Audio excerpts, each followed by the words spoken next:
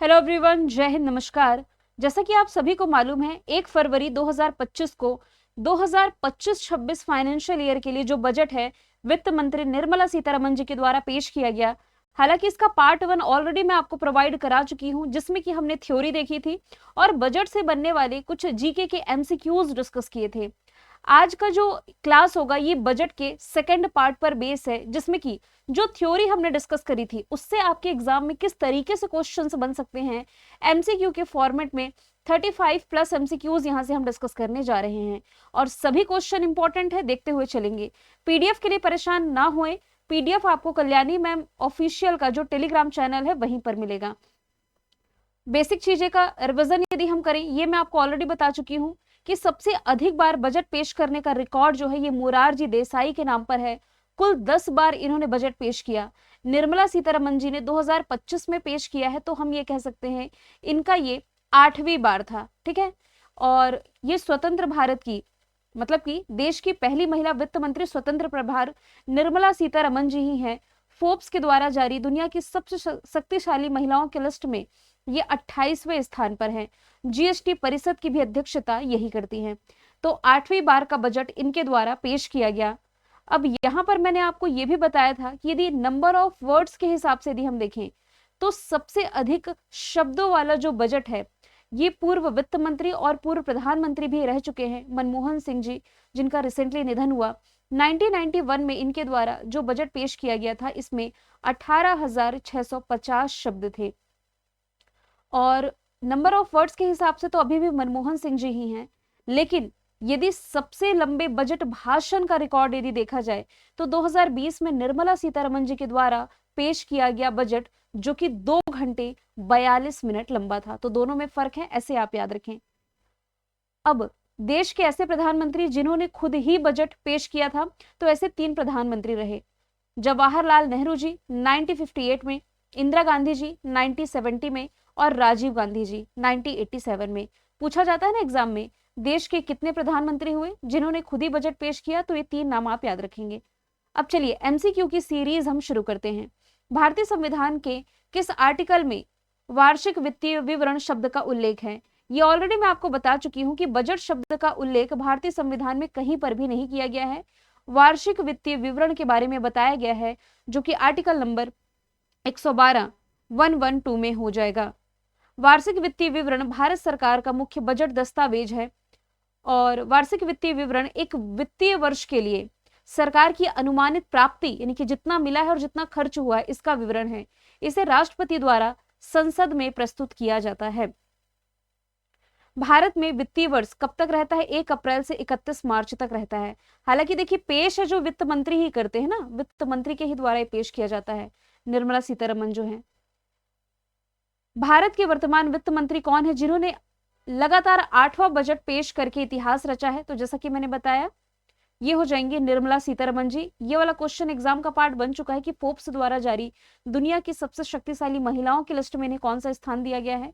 28वां स्थान है। इसमें टॉप पर रही है यूरोपीय यूनियन की head Ursula von der. Morarji Desai ने कुल 10 बार बजट पेश किया था, तो निर्मला सीतारमण जी ने लगातार 8वां बजट पेश किया है। केंद्रीय बजट 2025-26 में विकास के कितने इंजनों की पहचान की गई है? ये भी क्वेश्चन ऑलरेडी मैं आपको बता चुकी हूं जब थ्योरी हम डिस्कस कर रहे थे। कुल कितने इंजन है? ये 4 इंजन हैं, जिसमें कि सरकार एग्रीकल्चर के क्षेत्र में ध्यान देगी, कृषि के क्षेत्र में, छोटे उद्यमियों पर ध्यान देगी यानी कि एमएसएमई सेक्टर में, निवेश पर यानी कि इन्वेस्टमेंट पर ध्यान देगी और एक्सपोर्ट यानी कि निर्यात पर ध्यान देने जा रही है। तो 4 इंजन है ये, जो कि प्रीवियस क्लास में भी मैंने आप लोगों को बताया था। केंद्रीय बजट 2025-26 में किन समूहों पर ध्यान केंद्रित करते हुए विकास उपायों का प्रस्ताव किया गया है?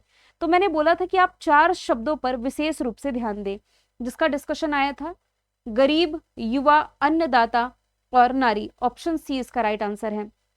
केंद्रीय बजट 2025-26 में विकास को गति देने वाले समावेशी विकास को सुरक्षित करने, निजी क्षेत्र के निवेश को बढ़ावा देने, घरेलू भावनाओं को ऊपर उठाने और भारत के मध्यम वर्ग के खर्च की क्षमता को बढ़ाने के लिए सरकार के प्रयासों को रखने का वादा किया गया है। यहाँ जो इतनी लंबी थ्योरी लिखी हुई है ना, इसके 4 ही टर्म निकल करके आते हैं, जिसमें कि गरीब, युवा, किसान यानी कि अन्नदाता और नारी पर ध्यान केंद्रित किया गया है, महिलाओं पर।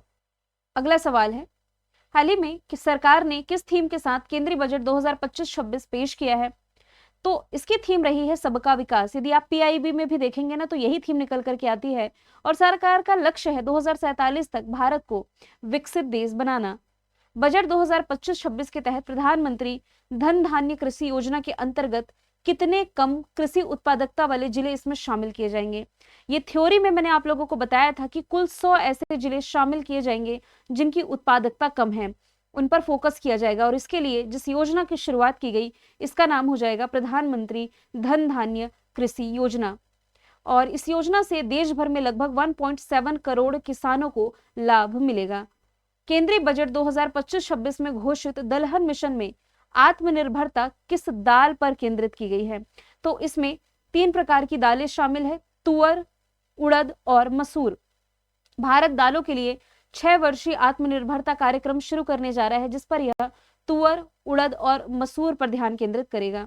केंद्रीय बजट 2025-26 के अनुसार नई बढ़ी हुई किसान क्रेडिट की जो सीमा है, किसान क्रेडिट कार्ड की सीमा पूछा जा रहा है, ये कितनी की गई है? तो ये बढ़ा करके 5 लाख कर दी गई है।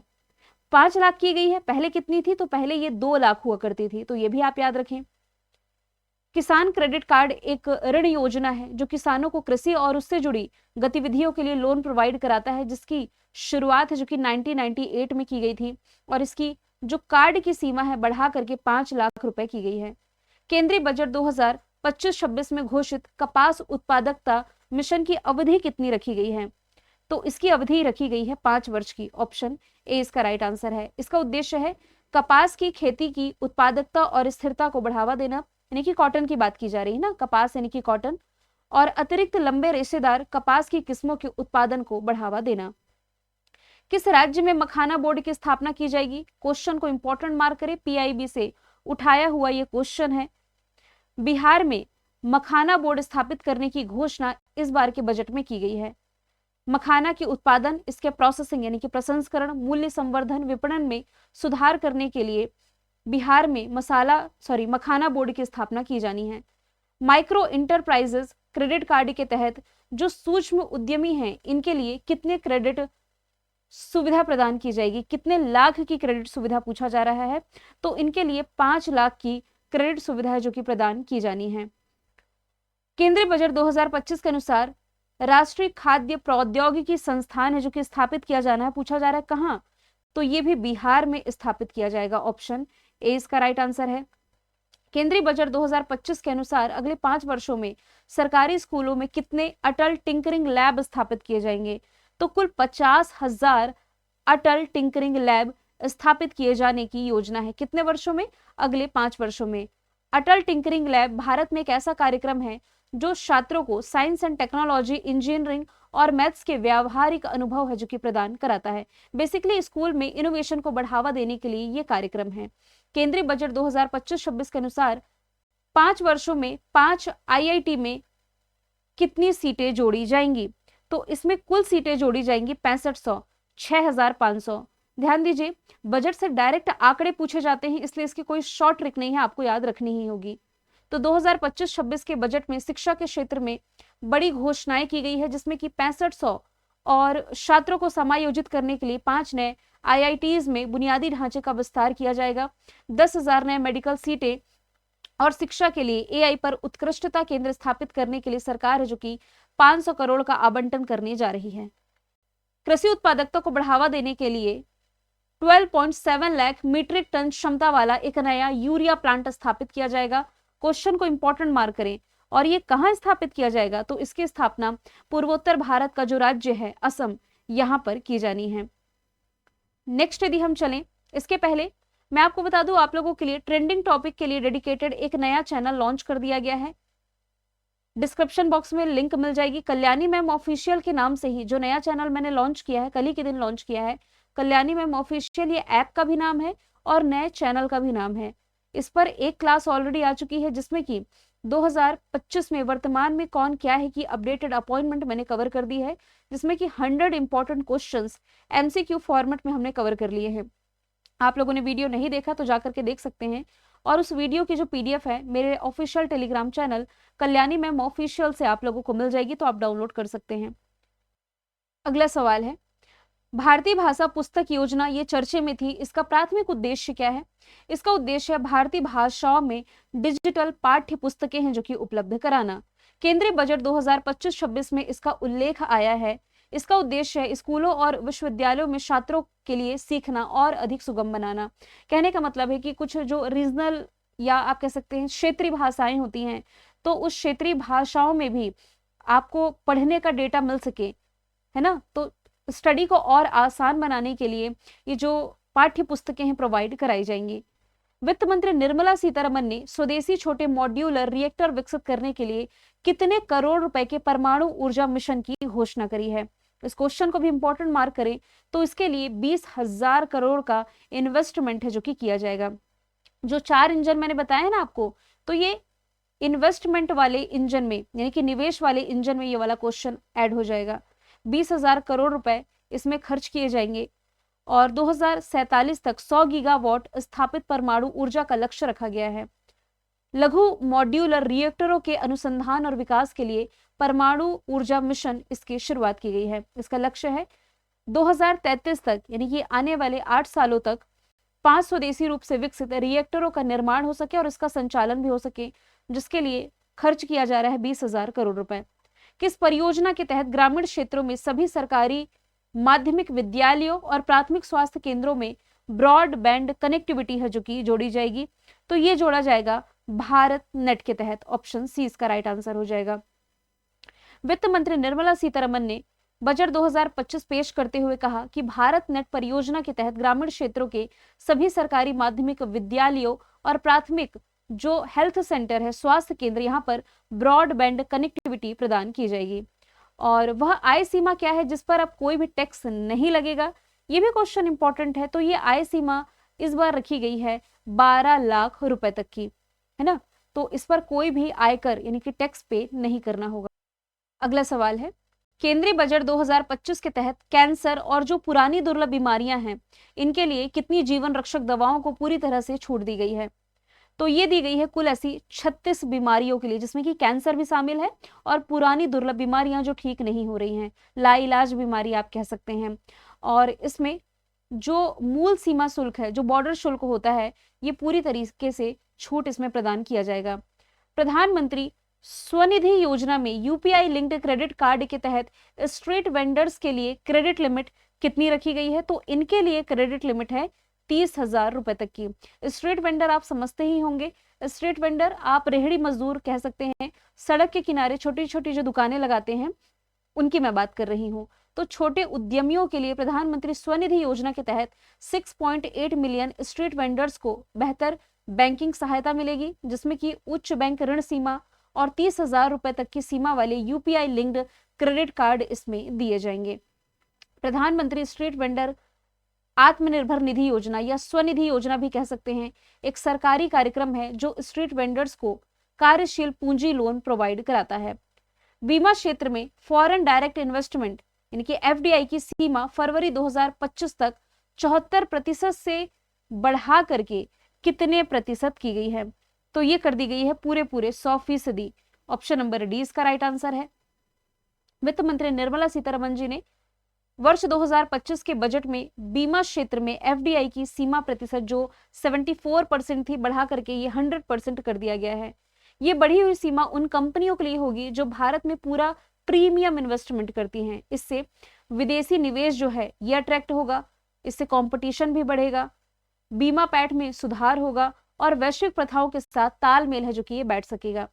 वर्तमान में 26 जीवन बीमा कंपनियां और 27 सामान्य बीमा कंपनियां हैं, जिनमें 2 विशेष बीमा कंपनियां भी शामिल हैं। तो बीमा एफडीआई सीमा वर्ष 2000 में 26% की सीमा के साथ शुरू की गई थी, मतलब अब से 25 साल पहले। फिर इसे 2015 में बढ़ा 49% हुआ, 2021 में 74 था और अब यदि हम देखें तो ये 100% हो गया है। वित्त वर्ष 2025-26 में राजकोषीय घाटा कितना होगा? प्रीवियस जो मैंने क्लास प्रोवाइड कराई थी इसमें डेटा थोड़ा सा मैंने गलत बताया था, बाद में वो वीडियो से मैंने रिमूव किया था। इसका आंसर है 4.4% का। ठीक है, तो राजकोषीय घाटा यानी कि फिक्स्ड डिफिसिट 4.4, ये जीडीपी का परसेंट पूछा जा रहा है ना, इतना रहने का अनुमान है। अब यहाँ पर कंपेयर करके मैंने मेंशन किया है 2025-26 का जो था, इसमें जीडीपी का 4.8% था, अभी जो अनुमानित है जीडीपी का 4.4% है। यदि करोड़ में आप देखें तो प्रीवियस टाइम था 15.70 लाख करोड़ रुपीस, इस बार होगा 15.69 लाख करोड़ रुपीस। केंद्रीय बजट 2025 में डीप ओशन मिशन के लिए कितने करोड़ रुपए आवंटित किए गए हैं? तो इसके लिए कुल आवंटित किया गया है 600 करोड़ रुपए। ऑप्शन नंबर सी इसका राइट आंसर है। 1 फरवरी को जो बजट पेश किया गया, इसमें डीप ओशन मिशन की जो चर्चा की गई, 600 करोड़ का इसमें आवंटन मिला है। ज्ञान भारतम मिशन का जो प्राथमिक उद्देश्य है ये क्या है? तो यह है 1 करोड़ पांडुलिपियों का संरक्षण करना और इसका डॉक्यूमेंटेशन करना, यानी कि इसका दस्तावेजीकरण करना। इसका उद्देश्य है भारत की विशाल पांडुलिपि विरासत का सर्वेक्षण करना, संरक्षण करना और इसका डॉक्यूमेंटेशन करना है। 2025-26 के बजट में किस मंत्रालय को सबसे अधिक बजट का आवंटन प्राप्त हुआ? सबसे अधिक पैसा जो मिला है रक्षा मंत्रालय, मिनिस्ट्री ऑफ डिफेंस को मिला है 6.8 लाख करोड़ रुपीस है। और रक्षा मंत्रालय संभाल कौन रहे हैं? राजनाथ सिंह जी। 1 लाख से अधिक आवास परियोजनाओं को पूरा करने के लिए स्वहिम फंड 2.0 के तहत पूछा जा रहा है कि कितनी राशि आवंटित की गई है। तो इसमें अमाउंट यदि आप याद रखेंगे तो ये बैठता है आपका 15,000 करोड़ रुपए। ऑप्शन बी इसका राइट आंसर है। अब यहाँ पर जो स्वहिम लिखा हुआ है, स्वहिम की फुल फॉर्म बनती है स्पेशल विंडो फॉर यहाँ पर मैं लिख देती हूँ, special window for affordable and mid income housing. ये स्वहिम की फुल फॉर्म है। निर्मला सीतारमन जी के द्वारा स्वहिम फंड के तहत इसके लिए विशेष विंडो की दूसरी किस्त के लिए 15,000 करोड़ के बजटीय प्रावधान किया गया है, जिससे 1 लाख आवासीय इकाइयों के निर्माण में मदद मिल सकेगी। स्वहिम फंड 2.0 को भारत के रियल एस्टेट क्षेत्र की चुनौतियों का समाधान करने के लिए पेश किया गया है। नेक्स्ट यदि हम चले, पूछा जा रहा है कि जन विश्वास विधेयक 2.0 के तहत कितने प्रावधानों को अपराध मुक्त किया जाना है? तो इसके तहत कुल मिलाकर के 100 से अधिक जो प्रावधान है इन्हें अपराध मुक्त किया जाएगा अकॉर्डिंग टू जन विश्वास विधेयक 2.0। जन विश्वास अधिनियम 2023 में 180 से अधिक कानूनी प्रावधानों को अपराध मुक्त करार किया गया था, जिससे यदि देखा जाए तो आपराधिक दंड का डर है ना, ये कम हो गया, इसलिए अब ये 100 से अधिक किया गया है। अंतरराष्ट्रीय व्यापार के लिए स्थापित किए जाने वाला जो इंटीग्रेटेड डिजिटल प्लेटफॉर्म है, इसे भी आप इंपॉर्टेंट मार्क करें, इसका नाम क्या है? इसका नाम है बीटीएन। बीटीएन का मतलब है भारत ट्रेड नेट। अंतरराष्ट्रीय व्यापार के लिए व्यापार प्रलेखीकरण या डॉक्यूमेंटेशन कह सकते हैं और वित्तीय समाधानों के लिए संयुक्त प्लेटफॉर्म के रूप में भारत ट्रेड नेट की स्थापना की जाने की चर्चा की गई है। निजी क्षेत्र द्वारा संचालित जो अनुसंधान विकास और नवाचार पहल है, इसे लागू करने के लिए कितना आवंटन किया गया है? तो इसके लिए 20,000 करोड़ का आवंटन किया गया है। ठीक है, तो इसमें अमाउंट ही याद रखने की जरूरत है, इससे ज्यादा कुछ भी नहीं। क्षेत्रीय संपर्क को बढ़ावा देने के लिए उड़ान योजना के तहत कितने नए गंतव्यों को लक्षित किया गया है? उड़ान यानी कि उड़े देश का आम नागरिक। ये थ्योरी वाला जब मैं आपको पढ़ा रही थी तो मैंने बताया था कि इसके तहत 120 नए गंतव्यों को शामिल किया गया है। उड़ान योजना का उद्देश्य हवाई सेवा के माध्यम से छोटे और मध्यम शहरों को कनेक्टिविटी प्रदान करना, बड़े शहरों से कनेक्ट होने के लिए। शहरी चुनौती कोष के लिए आवंटन राशि पूछा जा रहा है, कुल कितनी है? तो ये रखी गई है 1 लाख करोड़ रुपए। ऑप्शन ए इसका राइट आंसर हो जाएगा। शहरों को विकास केंद्र के रूप में शहरों का रचनात्मक पुनर्विकास या आप कह सकते हैं इसके डेवलपमेंट के लिए जल और स्वच्छता पहल को लागू करने के लिए शहरी चुनौती कोष की स्थापना की जाएगी और इसके लिए 1 लाख करोड़ रुपए का आवंटन किया गया है। नेक्स्ट यदि हम चलें, जल जीवन मिशन को 100% कवरेज प्रदान करने के लिए किस वर्ष तक एक्सटेंड किया गया है?